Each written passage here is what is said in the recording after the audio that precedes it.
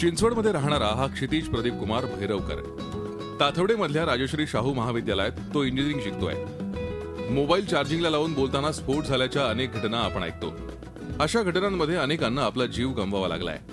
Mobile बॅटरीच्या अशा घटनांना रोखण्याच्या विचारातूनच क्षितिज भैरवकर या तरुणानं हा स्मार्ट चार्जर तयार केलाय। बरेचदा आपण असे केसेस बघितलेच असतील की मोबाईल बॅटरीमुळे ब्लास्ट होतो कॉल उचलल्यावर, किंवा बॅटरी खराब होऊन जाते कंटिन्यू प्रोसेस, म्हणजे चार्जिंग प्रोसेस कंटिन्यू ठेवल्यामुळे, जरी आपली बॅटरी फुल झाली तर। मग आता याचा प्रॉब्लेम काय की आता चार्जरला तर ती सेन्स नाही आहे की आपली बॅटरी फुल झाली की नाही मोबाईलची, किंवा त्याच्यावर कॉल आलाय की नाही। म्हणून आपल्या एका मोबाईलचा एक फ्रेंड म्हणजे काय असतो, एक चार्जर असतो। म्हणून मी म्हटलं की एका चार्जरला स्मार्ट मोबाईलचा स्मार्ट चार्जर बनवलं तर काय वाईट आहे।